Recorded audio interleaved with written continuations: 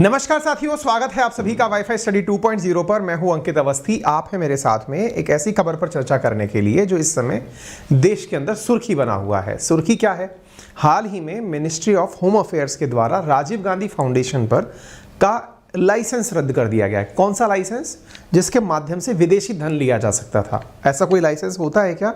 बिल्कुल, foreign contribution regulatory act, FCRA act. अब ये है क्या कहानी, इसको आज के सेशन में हम विस्तार से बताएंगे।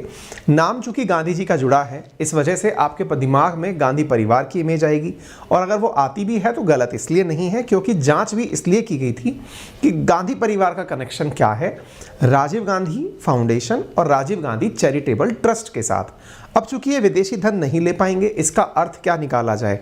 क्या विदेशी धन लेने के कोई ऐसे साक्ष्य मिनिस्ट्री ऑफ होम अफेयर्स के पास हैं जिसका मिसयूज हुआ हो?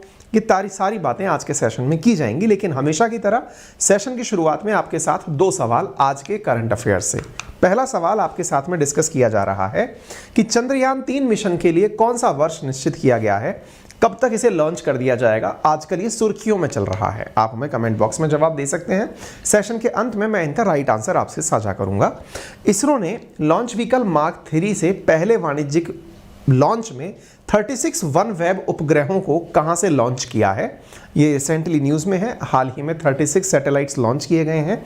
वन वेब के आपको बताना है कहां से किए गए हैं और कौन सी लोकेशन और क्या उनका उपयोग है। ये कमेंट बॉक्स में बता दीजिए। सेशन के अंत में मैं इनका जवाब आपसे साझा करूंगा।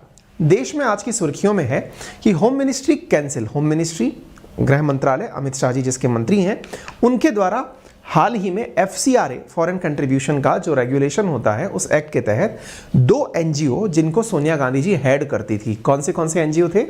एक का नाम था राजीव गांधी फाउंडेशन और एक का नाम था राजीव गांधी चैरिटेबल ट्रस्ट। इन दोनों का मतलब एक तरह से FCRA लाइसेंस रद्द कर दिया गया है, यानी अब ये विदेशी फंड नहीं ले पाएंगे।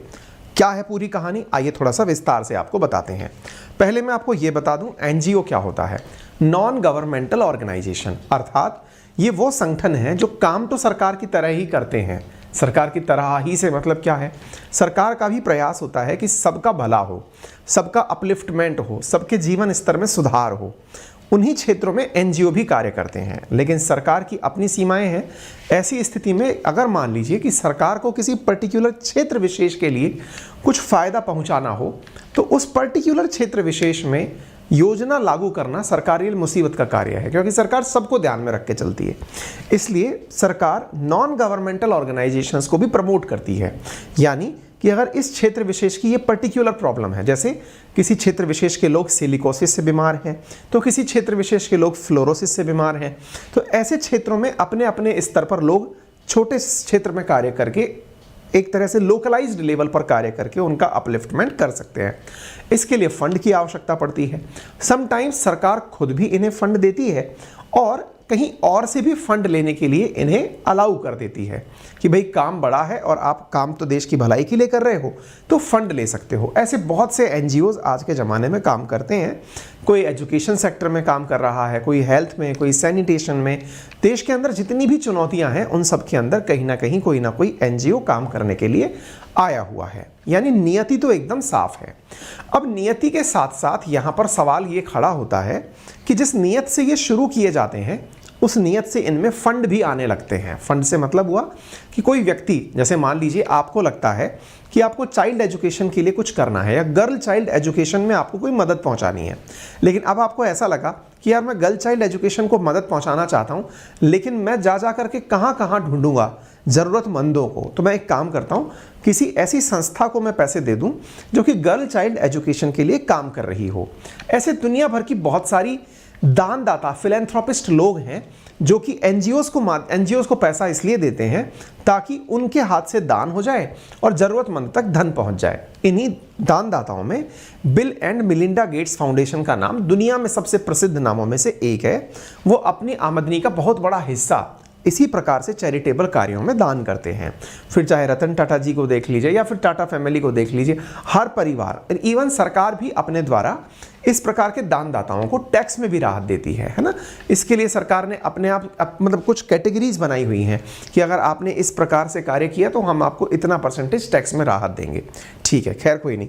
फिलहाल के लिए हम बात कर रहे हैं सोनिया गांधी जी से जुड़े हुए 2 चैरिटेबल ट्रस्ट के बारे में। ठीक है, इनमें से एक का नाम हुआ राजीव गांधी फाउंडेशन और एक का नाम हुआ राजीव गांधी चैरिटेबल ट्रस्ट। अब इन दोनों फाउंडेशंस के साथ में ऐसा क्या पाया गया जिसके चलते हुए इनको विदेशी सहायता लेने से रोक दिया गया है? पहले तो ये बात कि ये ट्रस्ट के अंदर राजीव गांधी जी के अलावा गांधी परिवार से क्या लिंक है, तो सोनिया गांधी जी इन दोनों ट्रस्ट की हेड हैं। असल में क्या हुआ, अब इस कहानी को थोड़ा विस्तार से जान लेते हैं। जैसा मैंने आपसे कहा, इस कहानी को थोड़ा विस्तार से समझेंगे आप तो फिर इसके अंदर और कड़ियाँ निकल कर आएंगी। आप खुद से ये देख पाएंगे कि क्या इसमें राजनीति इन्वॉल्व है या फिर कोई और उद्देश्य है जिसकी पूर्ति हो रही है। जरा विस्तार से समझते हैं। आपको गलवान वैली इंसिडेंट पता होगा, एक ऐसा इंसिडेंट जिसमें भारतीय सेना के साथ जब चीनी सैनिकों की मुठभेड़ हुई या फिर एक तरह से मतलब क्लैशेस हुए, तो वो ब्लडी क्लैशेस थे और उनकी वजह से 20 भारतीय जवान शहीद हुए। उस दौरान राहुल गांधी जी के द्वारा सरकार के ऊपर कई प्रकार के प्रश्न दागे गए। देश में इस तरह का माहौल बनाया गया कि भारत जो है वो चीन से हार रहा है या फिर भारत एक तरह से चीन के सामने झुक रहा है। इस तरह की जब बातें होने लगी तो स्वाभाविक है भारत सरकार अपने द्वारा सफाई देने लगी कि भाई हमने ऐसा कुछ क्षेत्र उनको दिया ही नहीं है जिसके लिए देश में माहौल बन रहा है। लेकिन सरकार ने उसी समय एक और अपने द्वारा जांच बिठाई और वो ये थी कि राहुल गांधी जी क्या चीन की तरफ से बातें बोल रहे हैं क्या, यानी इनकी बातों में ऐसा क्यों है कि ये चीन को विजेता घोषित कर रहे हैं या हमारी तरफ से हमें नीचा दिखाने का प्रयास कर रहे हैं। इसको ध्यान में रखते हुए उन्होंने जांच के आदेश दिए। किस चीज़ की जांच के? कि चीन का कनेक्शन क्या है कांग्रेस के साथ। इसको तलाशने के लिए 3 गांधी परिवार से रिलेटेड ट्रस्ट चलती हैं। उन ट्रस्ट की जांच के लिए सरकार ने इंटर मिनिस्टीरियल कमेटी के गठन का आदेश दे दिया, यानी अंतर मंत्रालयी समिति। अंतर मंत्रालयी समिति का अर्थ ऐसे समझिए, गृह मंत्रालय जो कि देश की सुरक्षा से जुड़ा है, ऐसे ही वित्त मंत्रालय जो धन की आमदनी से जुड़ा है, ऐसे ही और आंतरिक सुरक्षा से या सुरक्षा विभाग, जितने भी विभाग आपस में जुड़े हैं, इनको जांच का आदेश दिया कि एक बार कनेक्शन चेक करिए। कनेक्शन चेक होने की जब बात निकल कर आई तो ये जून 15, 2020 की घटना थी। ऐसी स्थिति में बीजेपी ने आरोप लगाया कि कुछ तो मामला गड़बड़ है और इस कुछ मामला गड़बड़ के तहत जुलाई 8 को 3 एनजीओज के खिलाफ जांच के आदेश दे दिए गए। वो 3 एनजीओ कौन कौन से थे, मैं वो 3 एनजीओ आपको बताना चाहूँगा। इनमें से एक एनजीओ का नाम था राजीव गांधी फाउंडेशन, दूसरे का नाम था राजीव गांधी चैरिटेबल ट्रस्ट और तीसरे का नाम था इंदिरा गांधी मेमोरियल ट्रस्ट। इन 3 के नाम आदेश दे दिया गया। इनमें से 2 के अंदर गांधी परिवार डायरेक्ट जुड़ा हुआ है। नेहरू और गांधी फैमिली इन तीनों के साथ ही प्रॉपर तरीके से जुड़ी हुई हैं। जांच होना शुरू हुई। अब घटना कब की जांच होना शुरू हुई है? जांच शुरू हुई जुलाई 9, 2020 को। अचानक जांच करने का क्या लॉजिक था? क्या आपके पास कोई ऐसा आधार था क्या जिसको आधार मान करके आप जांच करने जा रहे हो? जी हाँ, सरकार की तरफ से कहा गया या फिर बीजेपी की तरफ से कहा गया कि आधार है जांच का, और जांच का आधार क्या है मैं अब आपके साथ वो साझा करता हूँ। ये दोनों हो गए राजीव गांधी चैरिटेबल ट्रस्ट और राजीव गांधी फाउंडेशन। ठीक है, आधार क्या था? आधार निकला साहब कि जाकिर नाइक का जो एनजीओ है। अब ये जाकिर नाइक कौन है? जाकिर नाइक देश का भगोड़ा है, यानी कि देश में नहीं रहता। इसने एक बार ये कहा कि वो राजीव गांधी फाउंडेशन को 50 लाख रुपए दिया है। ये खबर है 2016 की। जाकिर नाइक के एनजीओ ने कहा कि उसने 50 लाख रुपए राजीव गांधी फाउंडेशन को दिए हैं। मेहुल चौकसी कौन है? नीरव मोदी का चाचा, वो भी भगोड़ा है। उसके द्वारा भी डोनेशन दिया गया। किसको डोनेशन दिया गया? राजीव गांधी फाउंडेशन को। अब ये विषय जैसे ही निकल कर आया, देश के 2 भगोड़े दोनों ने एनजीओज को पैसे दिए हुए हैं। मामला जांच के अंदर निकला कि भाई अल्टीमेटली ऐसा क्या है, मतलब क्या कहानी है। तो मिनिस्ट्री ऑफ होम अफेयर्स ने वर्ष 2016 में ये पाया था कि जाकिर नाइक जो है ना, वो मुसलमानों से कहता है कि आप लोग टेररिस्ट बनो। ऐसी स्थिति में मिनिस्ट्री ऑफ होम अफेयर्स ने उसके खिलाफ जांच बिठाई, तब से वो मलेशिया भागा हुआ है। ठीक है, इसके साथ साथ गवर्नमेंट ने जाकिर नाइक के फाउंडेशन पर भी बैन लगा दिया क्योंकि वो मुसलमानों से टेररिस्ट बनने का आह्वान किया करता था। ऐसी स्थिति में उसका इन ट्रस्ट के साथ कनेक्शन मिलना अपने आप में कई सवालिया निशान खड़ा करता है। लेकिन अब आप इस बात को दूसरे तरीके से सुनिए। ट्रस्ट में किसी ने धन दिया, उसका बैकग्राउंड चेक करना ये मिनिस्ट्री ऑफ होम अफेयर्स का काम है। सरकार के नियमों अनुसार यदि कोई भी विदेशी धन आएगा तो वो बैंक अकाउंट में आएगा।